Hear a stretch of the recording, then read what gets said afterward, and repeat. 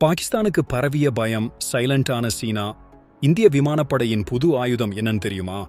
India இஸ்ரேலின் Lola ballistic ஏவுகணைகளை தனது சுகோய் Su-30 MKI போர் விமானங்களில் பயன்படுத்த போறாங்க. இது சாத்தியமானா பாகிஸ்தானும் சீனாவும் ரொம்பவே பயந்து போவாங்கன்னு ராணுவ வட்டாரங்கள் சொல்றாங்க. முதலில் தாக்குதலுங்கிறது போர்ல ரொம்ப முக்கியம். அந்த வகையில இந்த லோரா ஏவுகணை இந்திய விமானப்படைக்கு ஒரு மிகப்பெரிய பலமா அமையும். சுகோய் விமானங்கள் ஏற்கனவே பிரம்மோஸ் ஏவுகணைகளை பயன்படுத்துது.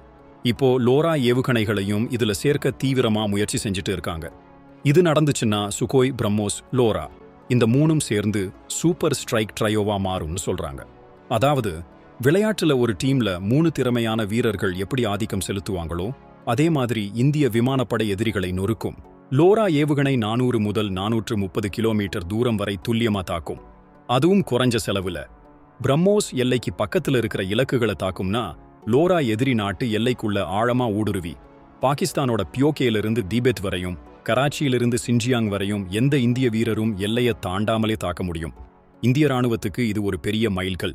இது பத்தி நீங்க என்ன நினைக்கிறீங்க? கமெண்ட்ல சொல்லுங்க.